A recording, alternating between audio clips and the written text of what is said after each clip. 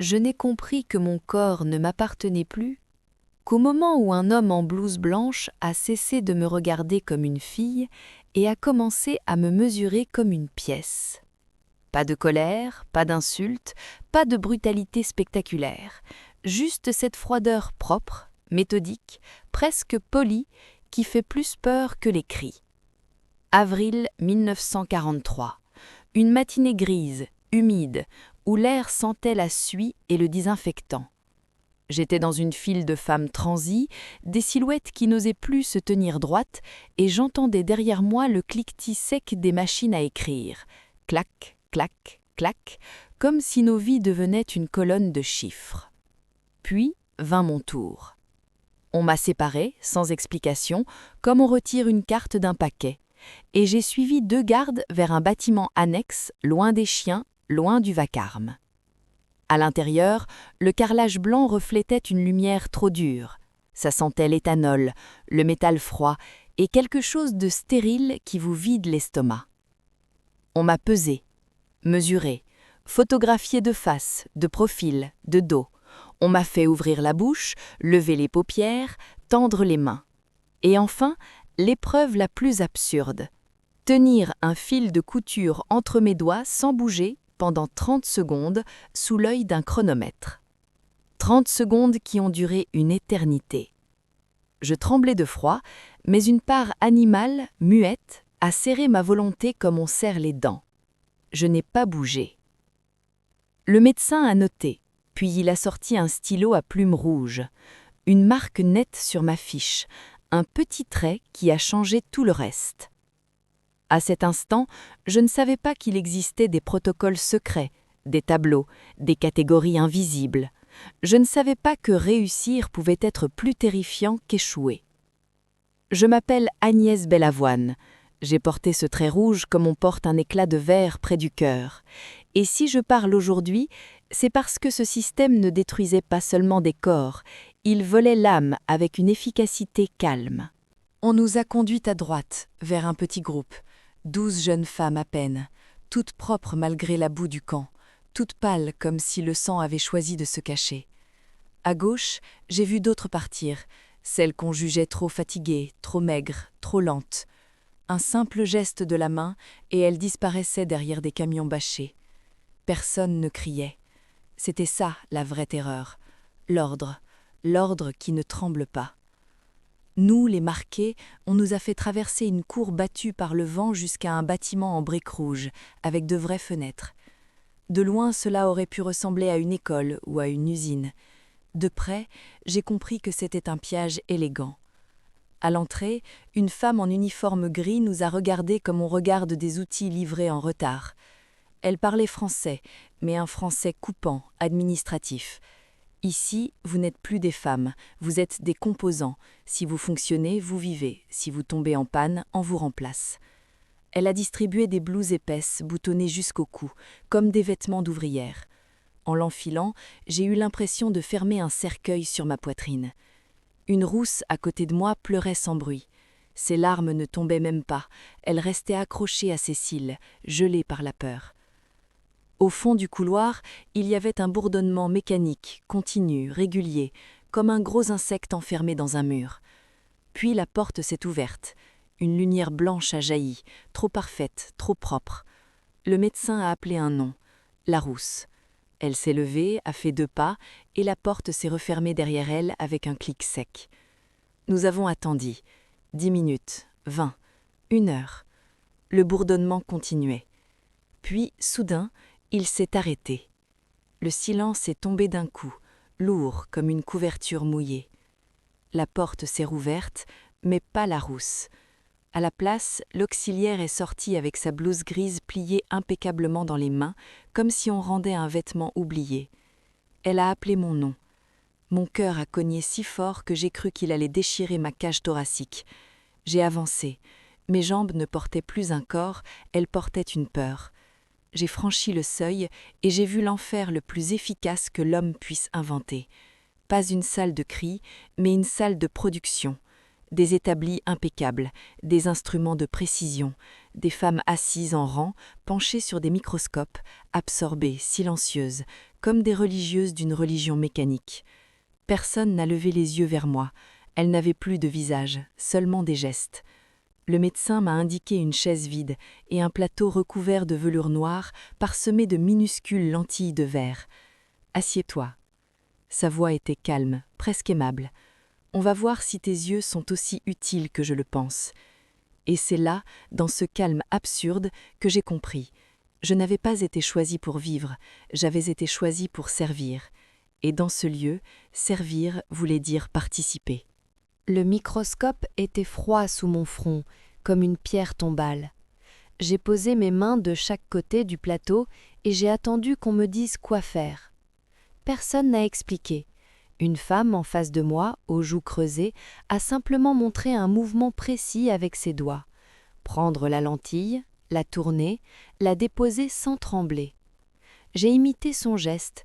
La lentille était plus légère qu'un souffle, mais elle semblait porter un poids invisible. À travers les oculaires, le monde changeait. Tout devenait net, cruel, parfait.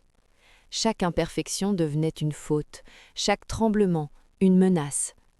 Les heures ont passé sans bruit. Pas de cris, pas de coups, pas de violence visible. Seulement le bourdonnement constant des machines et le frottement doux du verre contre le tissu. C'était une violence propre, une violence qui ne salit pas les mains. Un homme en costume civil passait derrière nous, lentement. Pas un soldat, un ingénieur. Il observait nos gestes comme un horloger surveille ses montres. Lorsqu'une femme à ma gauche a laissé échapper un souffle trop fort, il s'est arrêté. Il n'a rien dit, il a simplement noté quelque chose sur son carnet. Le lendemain, sa chaise était vide, et quelqu'un d'autre s'y asseyait déjà. J'ai compris alors la règle invisible. Ici, l'erreur n'existait pas. Seule existait la disparition. Peu à peu, mes mains ont appris, elles ont cessé de trembler, elles ont obéi, elles sont devenues fiables. C'était cela le piège le plus cruel. Il ne vous brisait pas, il vous transformait. Chaque lentille que je polissais devenait parfaite, et chaque perfection me volait un morceau de moi-même. Je ne savais pas encore à quoi servaient ces objets, mais je voyais la manière dont ils les traitaient, comme des organes, comme des yeux. Et au fond de moi, une peur silencieuse grandissait, parce qu'un jour je comprendrais exactement ce que mes mains avaient aidé à créer, et ce jour-là, je ne pourrais plus prétendre que je n'étais qu'une victime. Ce n'est qu'au bout du 3e jour que j'ai compris ce que nous fabriquions réellement, pas parce qu'on nous l'a dit, il ne disait jamais rien, mais parce que j'ai vu la caisse. Elle était entr'ouverte, abandonnée un instant près de la porte, comme si quelqu'un avait oublié de refermer un secret. À l'intérieur reposait un objet long, sombre, parfaitement aligné dans son écrin de bois. Un fusil. Pas un fusil ordinaire, un fusil de précision. Et à côté, un compartiment vide, exactement de la taille de la lentille que je venais de polir. Mon estomac s'est noué. J'ai regardé mes mains. Elles étaient propres et calmes. Et pourtant, pour la première fois, j'ai senti le poids du sang qu'elles portaient sans le voir. J'ai repris ma place, sans un mot. Le microscope m'attendait, patient, indifférent. Le monde à l'intérieur du verre était parfait, sans bruit, sans morale, seulement la précision. Les jours suivants, j'ai commencé à observer les autres. Leurs visages étaient figés dans une neutralité forcée. Mais parfois, leurs yeux trahissaient tout. Une peur ancienne, une honte silencieuse. Nous ne parlions jamais. Parler aurait été admettre que nous comprenions, et comprendre aurait été mourir. Un soir, alors que la lumière extérieure disparaissait derrière les vitres sales, l'ingénieur s'est arrêté derrière moi. Je sentais sa présence sans le voir. Il observait ma lentille. Le temps s'est arrêté. Mon souffle aussi. Puis il a posé un doigt sur le bois. Toc, toc. 2 coups légers. Mon cœur s'est glacé. C'était le signal. J'avais fait une erreur. Mes doigts sont devenus froids. Il n'a pas crié. Il n'a pas menacé. Il a simplement dit « Recommence ». Sa voix était presque douce. C'était pire qu'un hurlement. J'ai recommencé, plus lentement, plus précisément, plus parfaitement.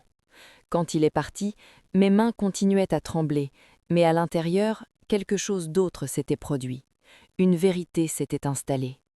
Ici, il ne nous tuait pas avec des armes, il nous tuait avec l'utilité. Tant que j'étais utile, je vivais.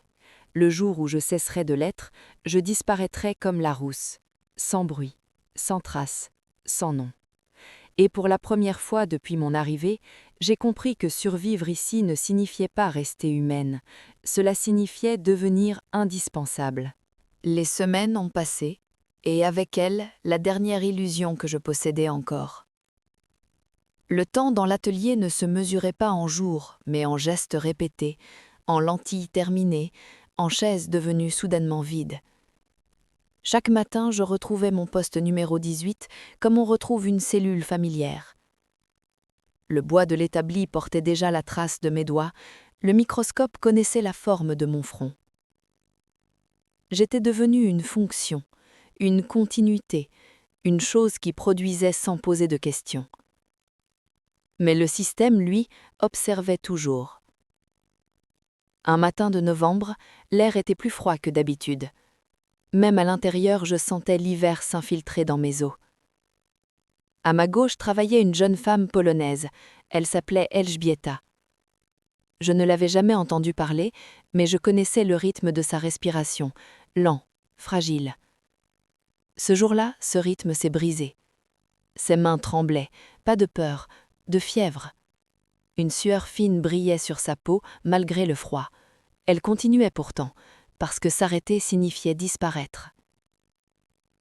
L'ingénieur est apparu derrière elle, comme toujours, silencieux, invisible jusqu'au dernier instant.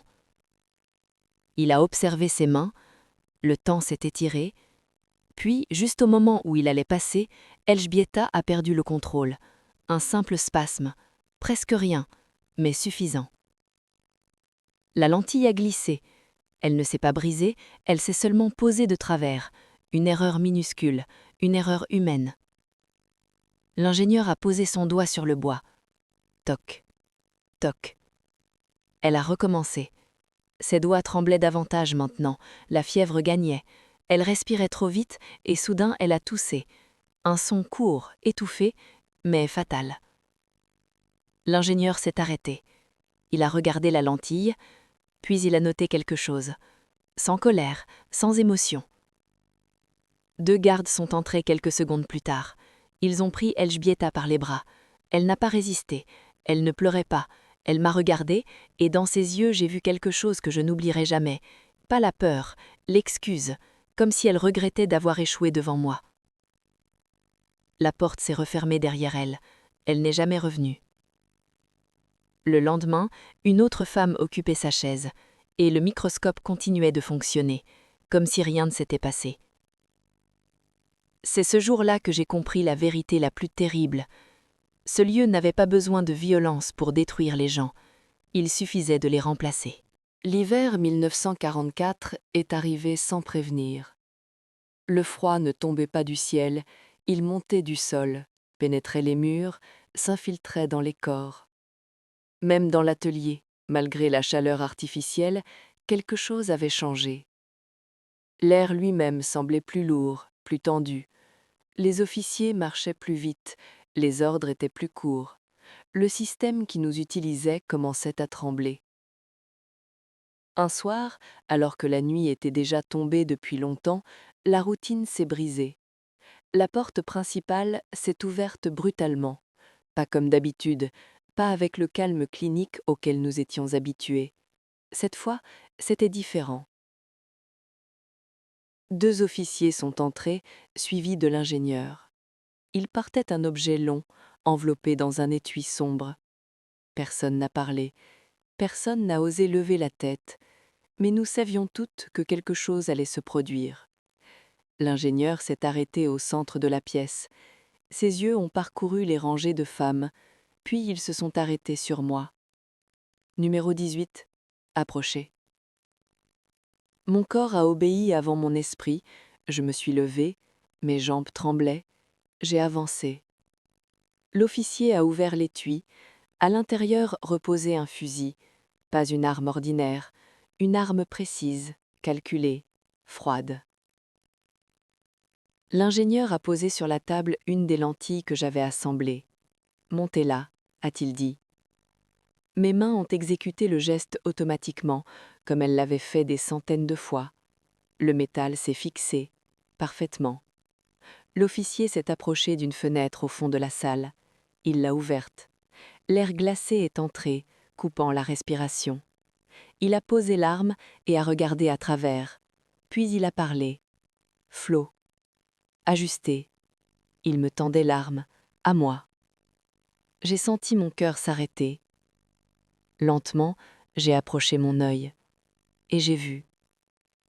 La cour, les prisonnières, leurs silhouettes fragiles dans la neige, le réticule noir au centre de leur corps.